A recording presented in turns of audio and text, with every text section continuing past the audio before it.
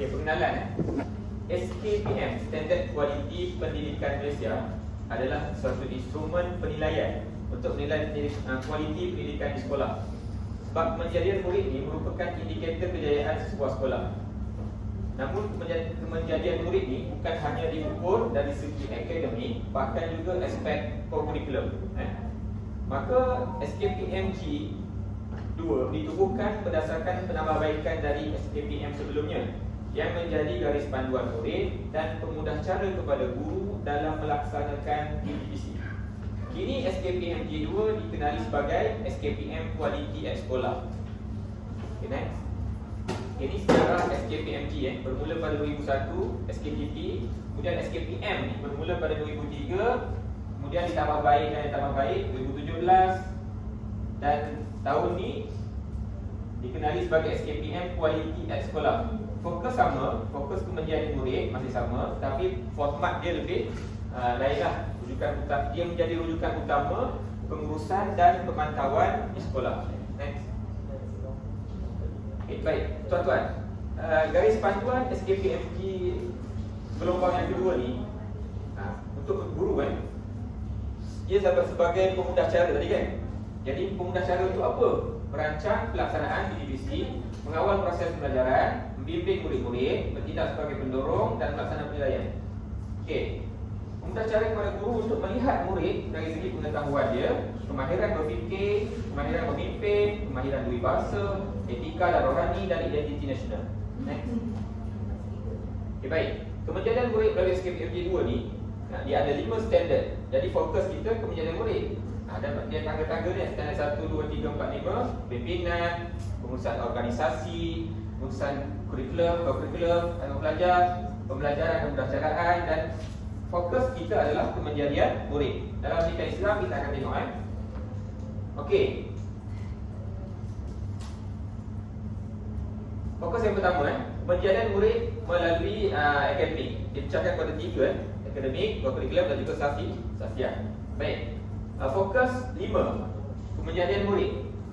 Kegiatan pelajaran dan sudut akademik berarti aktiviti pelajaran formal, pengetahuan dan pengalaman yang diberikan kepada murid dalam rangka mencapai tujuan pendidikan Islam melalui kurikulum sekolah rendah KSSR. Okay, next.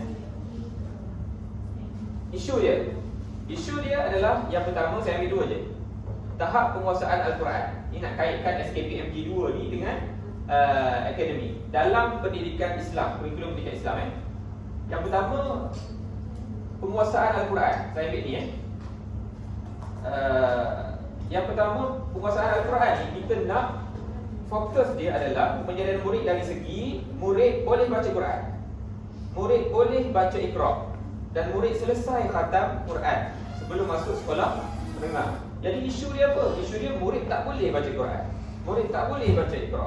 Kenapa benda ni berlaku? Faktor dia adalah menghalangkan proses pembelajaran tidak sistematik dan juga murid tidak boleh fokus.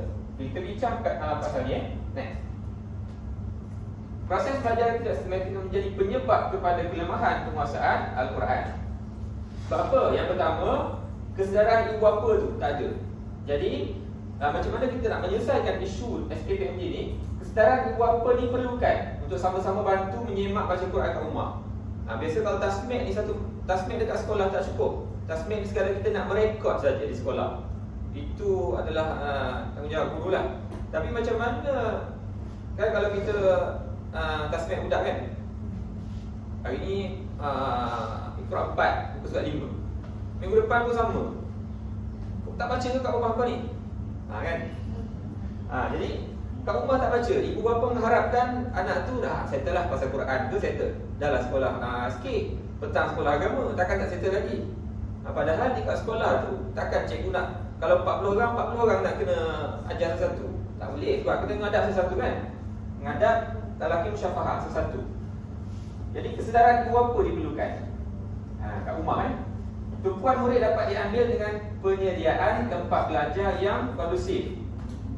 Ni murid hilang tumpuan tadi kan. Kenapa murid hilang tumpuan? Kenapa tak boleh nak tak capai objektif? Tumpuan dia tak dapat ambil sebab apa? Dia dah boring dalam kelas. Jadi macam mana cara kita bawa keluar? Di surau ke, pergi bilik Chekhov ke, untuk mendapat suasana yang lain, suasana yang kondusif. Murid sentiasa diberi nasihat tentang kepentingan memahami Al-Quran. Okey. Yang kedua, fokus dia kurang memberi tumpuan. Kenapa murid ni kurang memberi tumpuan? Macam mana kaedah penyelesaian dia? Guru perlu menjiwai Al-Quran dan menguasai bahasa Arab. Dalam cikgu tu sendiri kena ada jiwa Quran. Kalau cikgu pun tak ada jiwa Al-Quran ni, macam mana dia nak zahirkan kecintaan Al-Quran kepada budak-budak? Yang kedua, guru bijak merancang teknik pelajaran yang menarik seperti kaedah penceritaan, intonasi suara dan sebagainya. Kalau dia pada pendidikan Islam, bidang sirah contohnya, kalau kita sekat baca je, budak pun boleh baca. Tetapi kita kaedah penceritaan pada sirah Nabi itu yang menarik minat pelajar. Intonasi suara, kaedah penceritaan, menggunakan sekarang AK21 menggunakan LCD dan sebagainya, tayangan video dan sebagainya. Yang seterusnya, guru faham tentang kognitif murid dan sentiasa menjadi pendorong yang mengambil kira aspek emosi, mental dan sebagainya. Aspek-aspek ini adalah penting untuk kemenjadian murid selain daripada penyediaan tempat belajar yang kondusif tadi. Jadi faham Jadi cikgu kita faham macam mana kognitif murid itu, dan guru itu perlu ada jalan penyelesaian dia. Okey. Itu dari sudut akademik. Sambil satu dan penguasaan Al-Quran lah. Itu sebab yang itu yang utama kita kat sekolah kan. Okey, dah.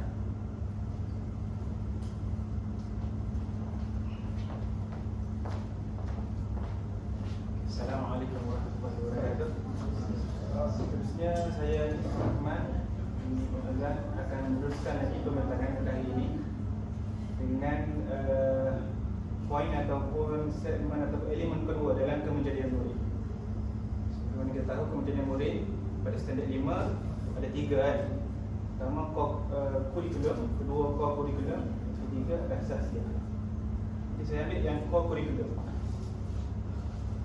Okey, sebelum tu saya takrifkan dia core kurikulum adalah apa dia core kurikulum ni? Core kurikulum ini adalah apa-apa kegiatan yang dirancang daripada proses pembelajaran dan pembelajaran di luar bilik darjah yang memberikan murid peluang untuk menambah, mengukuh dan mengamalkan kemahiran dan nilai-nilai yang dipelajari di bilik darjah. Jadi poin yang penting adalah bagi core kurikulum ada dua. Di luar bilik darjah dan memberikan peluang kepada murid untuk menambah, mengukuhkan kemahiran. Okey, next, seterusnya. Okey, kemudian murid dari sudut core kurikulum. Okey, kita pandang dari sudut subjek pendidikan Islam.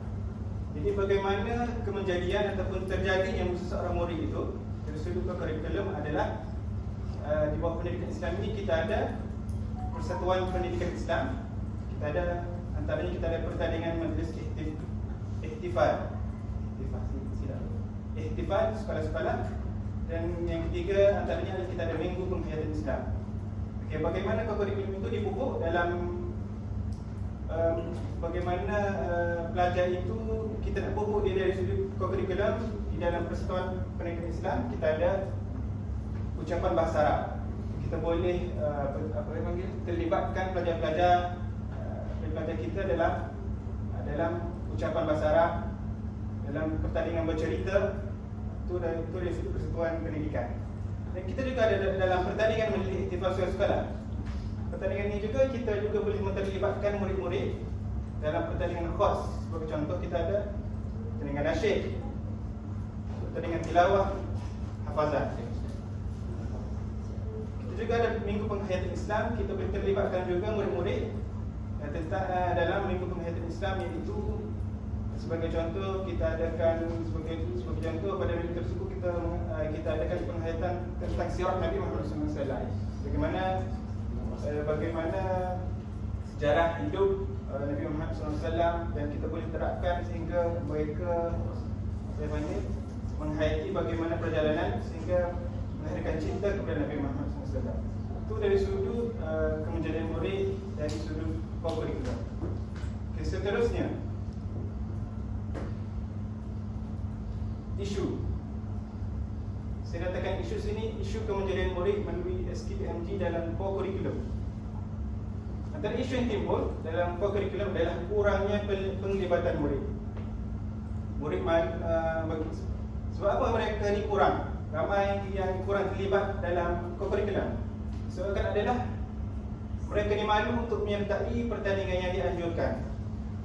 Mereka ni malu. Jadi mengakibatkan mereka ni tidak mahu terlibat dalam co-curriculum lah. Yang keduanya, kelab dan persatuan berkaitan tidak memberikan penekanan yang betul, iaitu aktiviti-aktiviti yang disediakan ataupun yang dijalankan kurang menarik minat pelajar untuk menyertai. Yang ketiganya adalah murid yang menyertai pertandingan ialah murid yang tidak bersedia. Itu adalah isu-isu yang timbul. Murid yang menyertai pertandingan ialah murid yang tidak bersedia. Itu sekadar untuk mengambil pertandingan, tapi dia tidak ada latihan, tidak ada apa yang panggil, tidak ada bimbingan yang sepatutnya. Sehingga dia ambil itu semata-mata untuk semata-mata masuklah untuk mengisi kekosongan sahaja. Yang keempat adalah murid hanya mementingkan kurikulum. Mereka ni tidak berminat dengan aktiviti-aktiviti luar, mereka hanya minat belajar sahaja.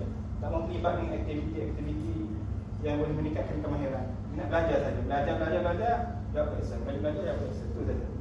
Itu adalah isu yang timbul. Okay, seterusnya, peranan. Jadi setelah kita tengok isu, apakah tindakan ataupun peranan yang perlu diambil oleh pihak sekolah secara umumnya, secara khususnya oleh pihak guru, apa yang perlu diambil. Yang pertama, memperkasakan pengurusan dan pelaksanaan kurikulum di sekolah. Itu dengan macam mana? Sebagai contoh, melatih guru yang kurang kemahiran dengan bengkel dan latihan kurikulum. Melatih guru-guru ni supaya guru ni dapat menarik minat pada pelajar tersebut. Okay, seterusnya adalah kita juga boleh berperanan meningkatkan galakan dan melatih murid dalam organisasi kurikulum, iaitu dengan melaksanakan program menarik dan menyediakan serta menggalakkan semua murid supaya terlibat. Guru ni menggalakkan dan melatih murid dengan beri bimbingan step by step lah, dan memberi peluang kepada semua murid, semua tahap murid, memberi peluang kepada semua tahap murid. Bukan hanya sekadar murid yang terpilih sahaja, tapi kita memberikan peluang kepada semua murid. Okay, yang terakhir, peranan adalah kita menyediakan peruntukan infrastruktur seperti menyediakan persekitaran yang kondusif, iaitu pihak pengurusan sekolah, pentadbiran ataupun guru menyediakan persekitaran yang kondusif dalam aktiviti co-curriculum. Seperti contoh, kita menyediakan suatu dewan ataupun satu tempat yang khusus bagi aktiviti co-curriculum bagi menarik minat ataupun menggalakkan murid itu untuk menyertai co-curriculum. Maka dengan peranan-peranan ini diharapkan kemenjadian murid terhadap dari aspek co-curriculum ini dapat ditingkatkan lah. Ya, sekadar itu daripada saya serahkan kepada Ustaz Zulfan. Bismillahirrahmanirrahim. Saya Nur Zulfan bin Muslimin. Saya akan menyambung perkataan pada hari ini, iaitu berkaitan dengan sasia. Okey, kejadian sasia murid dari aspek sasia. Okay. Sebelum tu kita tengok dulu apakah yang dimaksudkan dengan sasia. Menurut Kamus Dewan edisi keempat, sasia merupakan kepribadian atau perwatakan seseorang individu. Okay, dari perspektif Islam, sasia bermaksud akhlak. Akhlak itu terbagi kepada dua, iaitu sifat mahmudah dan sifat mazmumah. Sifat mahmudah di sini bermaksud sifat yang terpuji, manakala sifat mazmumah merujuk kepada sifat yang tercela. Okey, seterusnya kita lihat kepada bagaimana sasia ini dapat membentuk kepercayaan murid. Okey, seterusnya. Okey.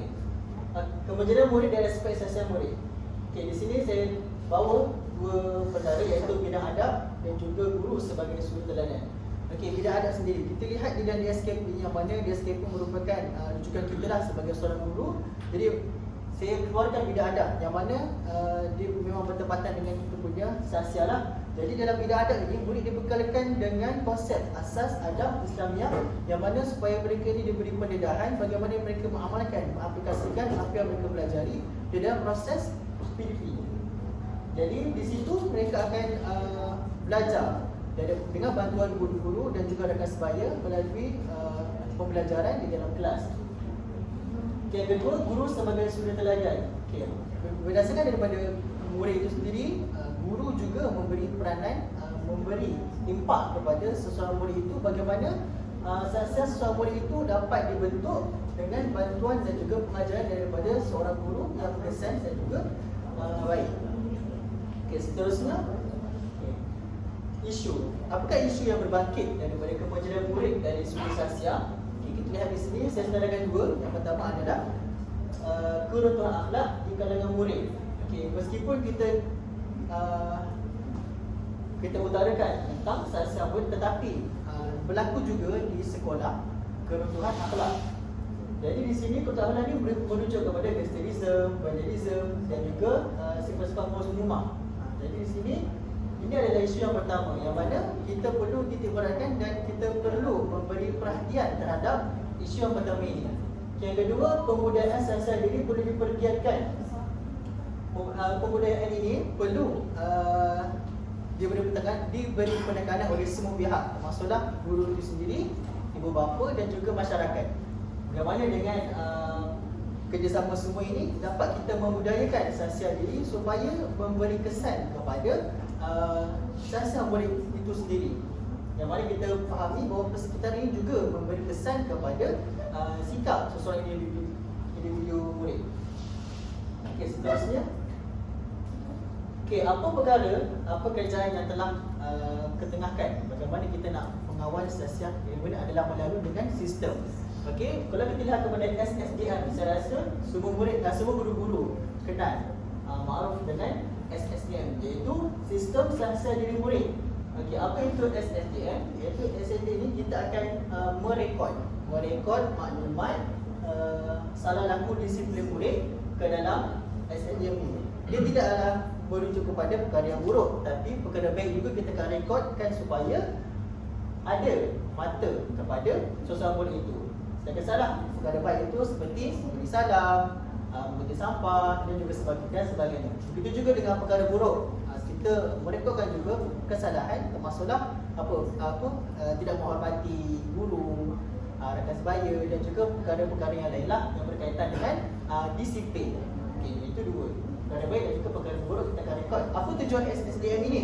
Tujuannya adalah untuk kita nak membentuk jati diri dan sahasia diri murid supaya apa? Kita dapat melahirkan seseorang murid itu, especially seorang muslim itu ke arah kepribadian yang baik. Bukan sahaja dari sudut pemikiran pengetahuan sedia ada, tetapi termasuk juga dari sudut perwatakan, kepribadian seorang muslim yang mana mempunyai ciri-ciri kehambaan kepada Allah dan juga akhlak yang baik terhadap rakan sebaya, guru-guru dan juga masyarakat. Itu yang kita mahukan, dihasratkan supaya apa? Seorang murid ini dapat memberi manfaat bukan sahaja untuk diri sendiri, tetapi untuk keluarga, masyarakat dan juga untuk negara. Jadi SSDM ini sangatlah membantu dalam kita nak memberi motivasi kepada guru ini untuk kita nak, dan masa yang sama memberi motivasi untuk murid. Bila murid ini nampak SSDM ini kan, kita cerita pahala dosa, murid tak nampak. Itu memang perkara sakit yang mana murid itu tak nampak. Tapi kalau dengan SSDM ni, perkara baik pun kita akan listkan. Okey, kamu dia buat ini hari ini, esok kamu buat apa. Jadi murid akan nampak, murid akan termotivasi dan murid akan sentiasa istiqomah berterusan untuk melakukan perkara baik. Dan juga bila dia nampak perkara buruk, oh ni perkara yang tak sepatutnya dia buat. Bila dia nampak, dia akan berusaha untuk mengurangkan apa yang tak sepatutnya mereka lakukan di sekolah. Okay, seterusnya, okey, saya nak dekatkan semula apa yang rakan saya tekankan, iaitu tentang peranan guru dalam kementerian murid. Tadi adalah yang pertama, guru sebagai perancang, guru sebagai pengawal, pembimbing, pendorong, penilai dan juga pembelajar aktif. Yang mana di dalam kelas itu sendiri, kita sebagai guru pendidikan Islam, kita perlu melihat kepada aspek murid itu sendiri dari sudut permulaan pembelajaran kita lah.